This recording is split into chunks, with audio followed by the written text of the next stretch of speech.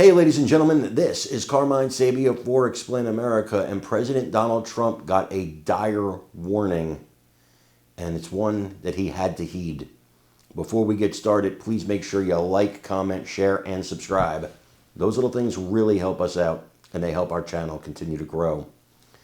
President Trump was in the Middle East this weekend, and he capped off a beautiful peace deal between Israel and Hamas, unfortunately. Israel, and we'll say Gaza.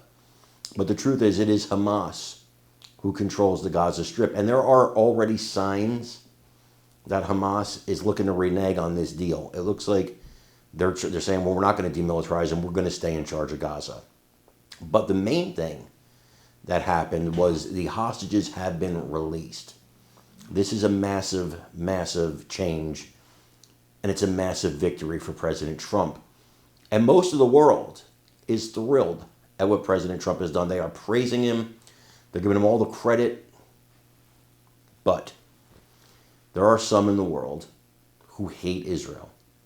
They hate the Jewish people. They hate the state of Israel. They hate the United States. And they are furious with this deal. Most of these people are in the Middle East. So you can imagine when President Trump was in the Middle East, security measures had to be intense.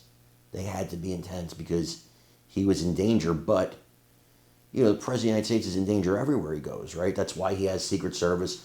That's why there's so much security. But when the leader of another country, the president of another country, grabs you by the arm, pulls you aside as the American president, and says the words, "You're not safe here," you better take that really seriously. Now, we know that Iran has issued many threats against President Donald Trump, and so have various organizations. I can't use the T word here, but organizations in the Middle East that are radical.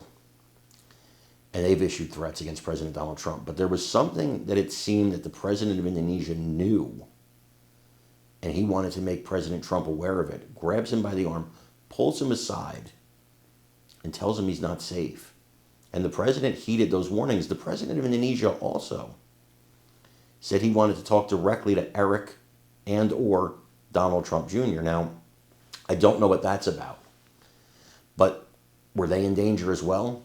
He wanted to have that conversation, and you got to wonder why. The president is home now, and he's safe, and the world is celebrating his remarkable achievement for peace. And of that, we can be grateful. But I want you to watch this exchange with the Indonesian president. Watch it. Listen to what they say here. And let me know what you think in the comments. I would like to know, is in a region and not safe, security. Can I meet Eric? Yeah, I'll have Eric call. Yeah. He's such a good boy. Yeah. I'll have Eric call. Definitely. Thank you. Yeah. That's what I'll tell Eric. I told Harry also. I told Harry.